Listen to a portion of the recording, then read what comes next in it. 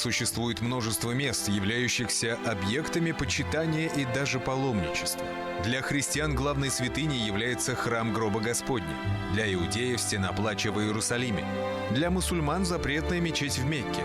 Также имеются святыни второго порядка, связанные с утверждением тех или иных религий за пределы места их возникновения. Это, к примеру, базилика Святого Петра в Риме, Киево-Печорская лавра в Киеве, мемориальный комплекс имама Аль-Бухари близ Самарканда, мавзолей шейх Хусейнбека в Башкортостане. Также существуют сакральные объекты природного происхождения, к каковым относится гора Таратал.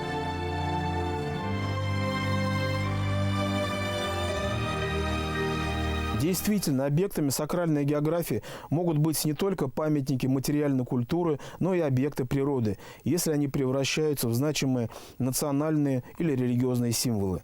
Они становятся сакральными, когда приобретают некую ценность в коллективном сознательном или бессознательном тех или иных народов.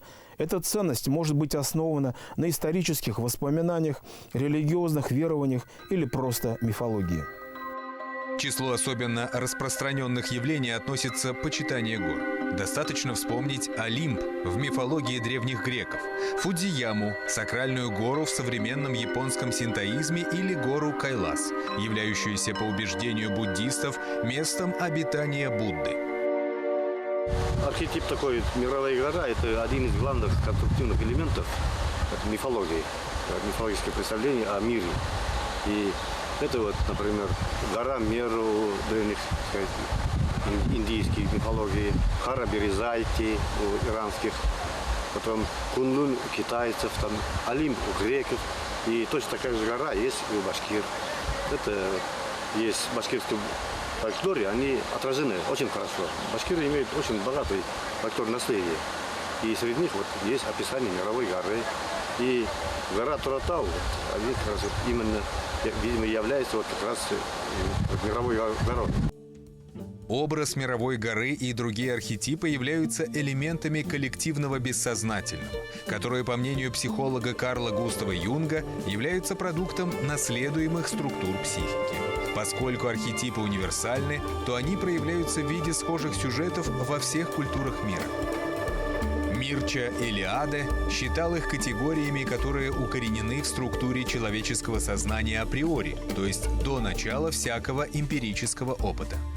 Мирча Элиаде, 1907-1986, философ, религиовед, этнограф и писатель румынского происхождения. Получил всемирную известность как исследователь мифологии и религиозного символизма.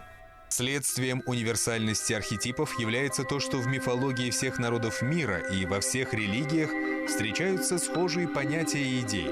Архетип мировой горы или мировой оси – один из таких первообразов. В основе архетипа мировой горы лежит очень простое и в то же время удивительно правительское представление о мировой оси, пронизывающей мироздание. Архаический человек, сам того не подозревая, предвосхитил идею о земной оси, наглядность которой предоставляет нам сегодня обыкновенный учебный глобус, крутящийся вокруг своего стержня. Конечно, люди не могли определить место прохождения настоящей земной оси и, соответственно, двух географических полюсов. Но каждый народ, имевший собственную мифологическую систему, полагал, что ось мира, Аксис Мунди, проходит именно через их землю, которая на этом основании провозглашалась центром мира.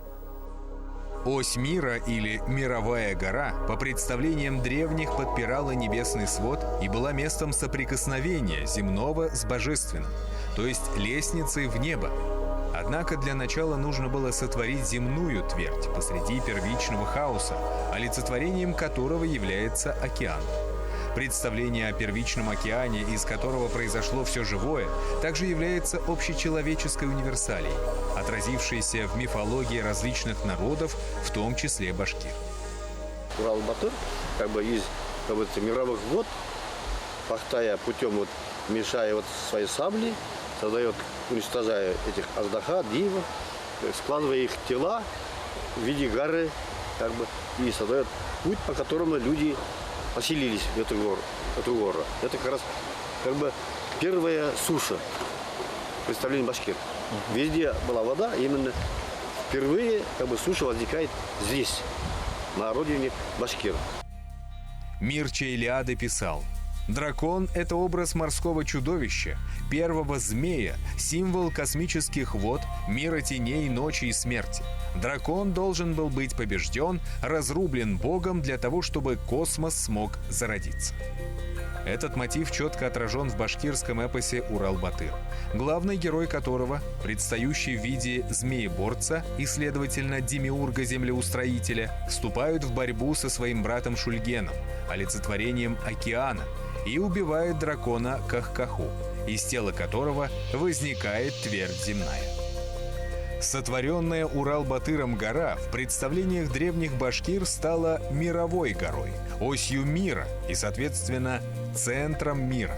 Что касается Шульгена, то он, потерпев поражение, утек вместе с водами первичного океана в бездонную бездну, отверстие которой виднеется в озере у входа в пещеру Шульганташ.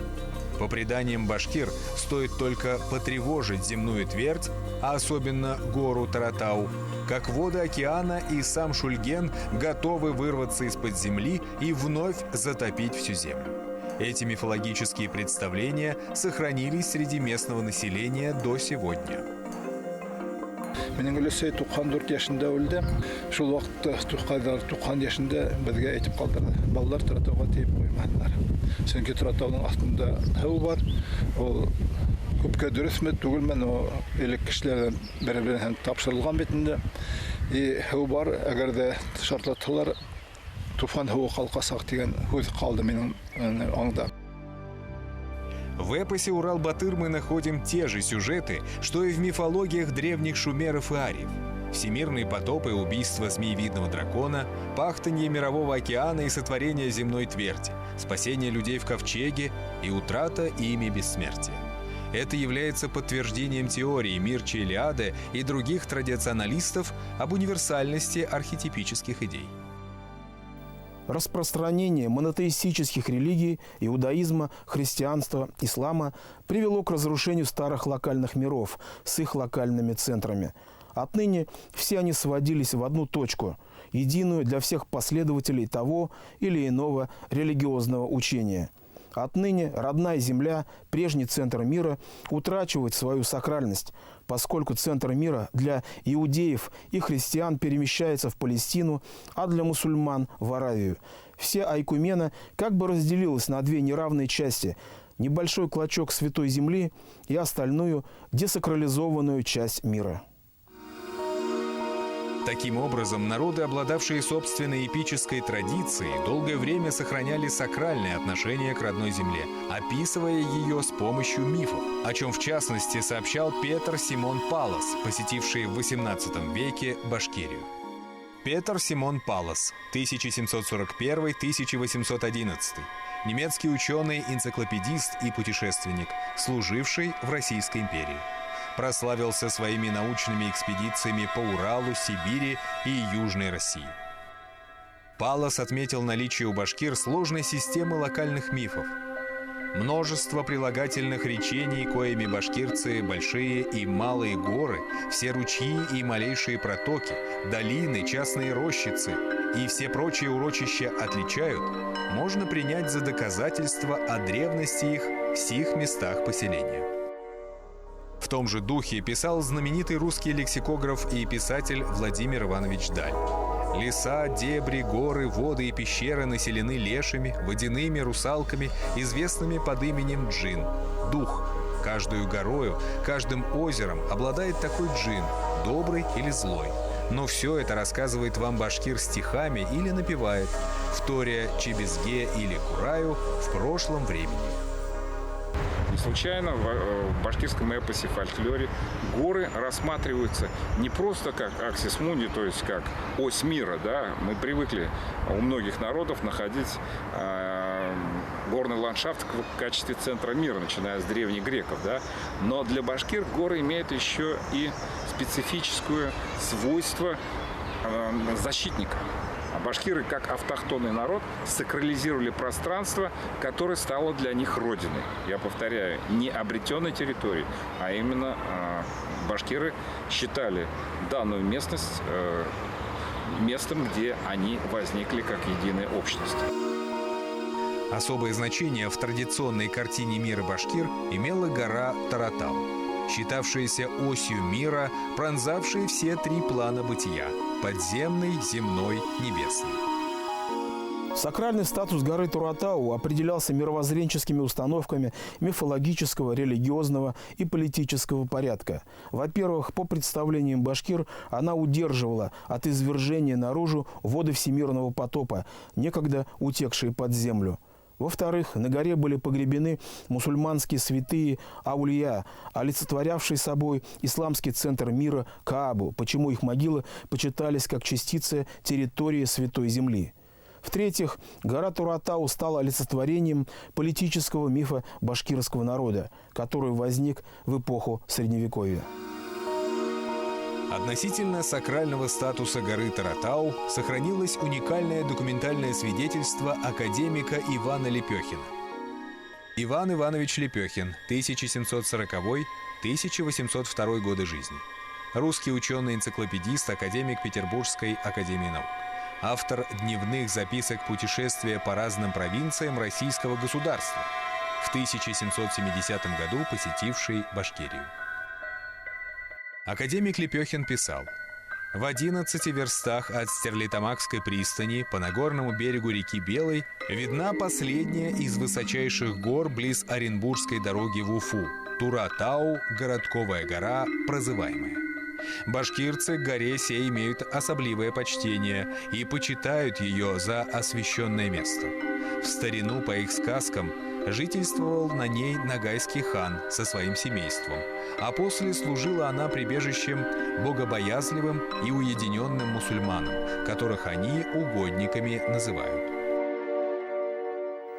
Из приведенного выше сообщения можно сделать поспешные выводы о том, что основной причиной почитания горы является факт проживания близ нее некоего нагайского хана или то, что она была прибежищем мусульманских угодников суфиев. Однако этого было явно недостаточно для того, чтобы испытывать перед ней буквально священный трепет, как об этом далее писал Лепехин. Вновь обратимся к словам Лепехина, который далее писал: «За святопочитаемое башкирцами Таратау принудило нас быть роскошными и возбуждать башкирскую неустрашимость вином, ибо никто из них на сию гору с нами идти не хотел, отговариваясь разными обетами, которыми они горе должны, и которые еще не исполнены, ибо без исполнения обетов влазить на гору никто не сможет, разве кто хочет сам себе быть злодеем. Сожалея о башкирском заблуждении, а паче думая, что они отговариваются только для трудного на гору всходу, старался я им показать, что от горы ничего впоследствовать не может, и что она никакого обету не заслуживает. Но башкирцы, будучи от природы честолюбивы, а особливо те, которые за знатоков между ими почитаются, не очень весело слушали наши доводы.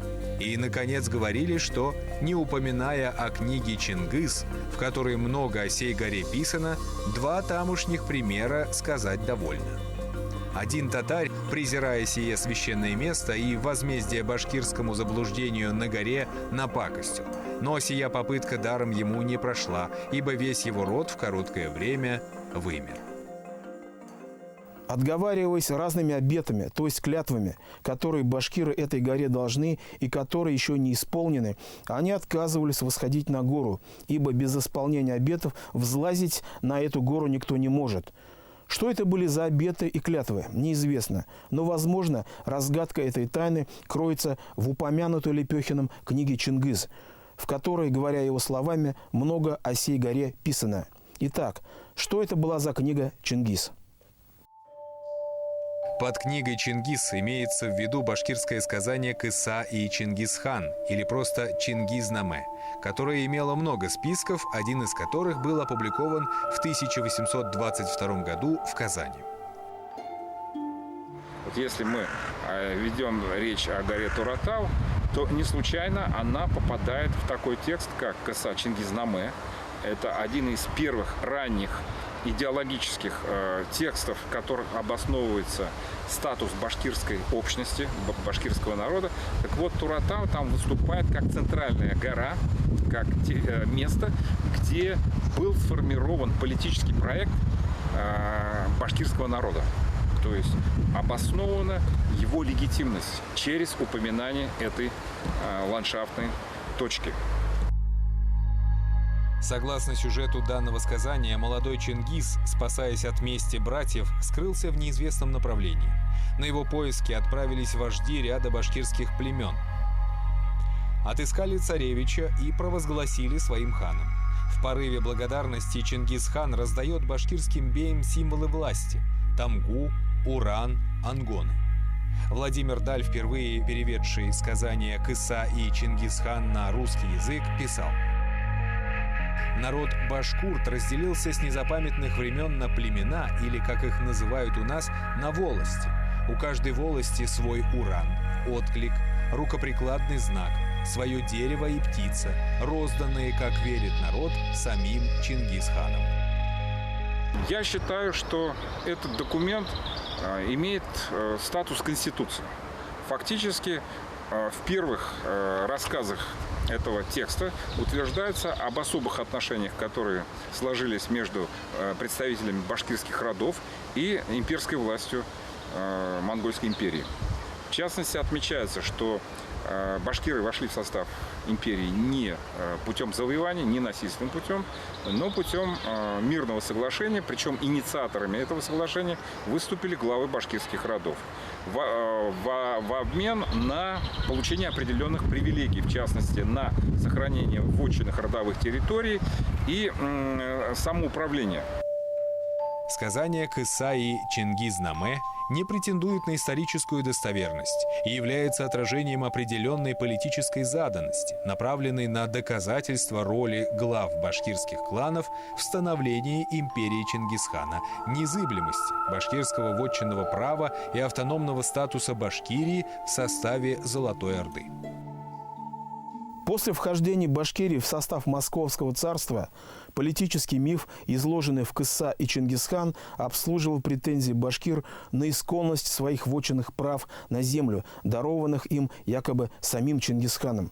Подтекст многочисленных челобитных башкир сводился к одному: не цари нам дали права на землю, а сам Чингисхан. Русские монархи некогда сами были вассалами чингизидов, следовательно, они не имеют права оспаривать установление своих бывших сузеренов и лишать башкир их вотчинного права. Интересно, что с доводами башкир о древности их вотчинных прав царское правительство полностью соглашалось. Так, министр государственных имуществ Российской империи в 1837-56 годах Павел Дмитриевич Киселев писал, что башкиры владели своими землями неограниченно до присоединения их к России. Башкиры получили определенные права. Главное, чего они добивались, это в первую очередь не вмешательство имперских властей во внутреннее управление, а подтверждением этого невмешательства было право на владение своими территориями. Причем, когда мы говорим о владении, речь идет не об экономической категории. Это не собственность. Башкиры получили свою территорию в качестве самоуправляющегося политического института. И, кстати говоря, эта привилегия, она потом перешла и к русскому законодательству. То есть башкирам выдавались русскими властями так называемые оберегательные грамоты на их территории, которые обозначали, что никто не мог просто так, например, передвигаться по их вотчинным землям. Таким образом, сочинение «Кыса» и «Чингисхан» было своеобразной историей государства и права башкир, на многие века определявшей форму их позиционирования перед лицом различных империй – Золотой Орды, Московского царства, Российской империи. Как свидетельствовал Иван Лепехин, в книге «Чингис», то есть «Кысай Чингисхан», много о сей горе написано. Причем содержание написанного относительно Туратау внушало башкирам священный трепет. К сожалению, в известных нам списках сказания либо вообще ничего не говорится об этой горе, либо сохранилась незначительная часть первоначальной информации. Однако и она помогает нам понять причину почитания Туратау. В одном из них говорится, что матерью Дуюн-Баяна, одного из предков Чингисхана, была дочь некоего Алтын-хана по имени Гулямалик Курикле, которая забеременела от наития солнечного луча. Родители не поверили в это чудо и, чтобы скрыть мнимый позор, отправили ее в дальнее путешествие. Близ горы Туратау она была посажена в большую золотую лодку и отправлена вниз по течению реки Агидель к берегам моря. По пути следования это судно захватил монгольский князь Тумавыл Мерген. Женился на Гулямалик Курикле, после чего у них родился сын Дуюн-Баян. У каждого башкирского рода была своя родовая гора. Об этом очень интересно писал Закирьян Аменев в своих исследованиях. Но для башкирского народа таким маркером, такой осевой точкой является гора Туратау. Почему? Потому что произведение, о котором мы говорим, идет речь, не касается, например, статуса или истории отдельного рода. Речь идет о башкирском народе. И гора Туратау таким образом является главным маркером башкирской политической идентичности. То есть она, я повторяю, включена в этот текст не случайно.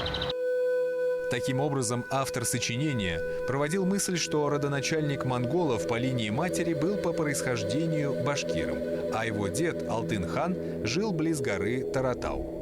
На этом основании данная гора считалась тем символическим местом, где было положено начало башкирской политии, основанной на вотчинном праве и возникшей в результате последующих договоренностей с Чингисханом, легендарная прабабка которого якобы жила близ горы Туратау.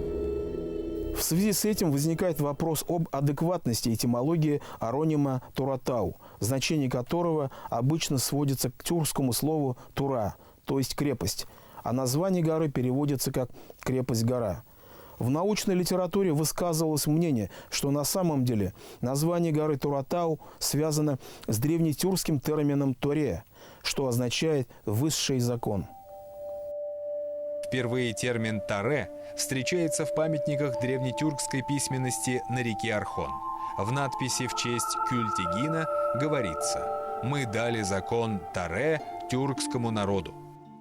По мнению финского тюрколога Арви Марти Рясянина, тюркский термин «таре» соответствует такому важнейшему понятию индуизма, как дхарма. Дхарма – это совокупность правил и норм, соблюдение которых необходимо для поддержания космического порядка. Схожим по смыслу понятию дхарма является идея дао в китайской традиции и понятие логоса в античной философии. Таким образом, первоначально название Туратау означало «гора высшего закона». Поэтому далеко не случайно, что именно она была выбрана в качестве символического места зарождения политической организации башкир. В 17-18 веках здесь происходила церемония провозглашения ханов. Здесь же происходили народные собрания Иины. Подобно Капитолийскому холму, где заседал Римский сенат, гора Туратау была местом вынесения важнейших решений в жизни народа. В любом случае, гора Туратау является одним из главных объектов сакральной географии Башкортостана.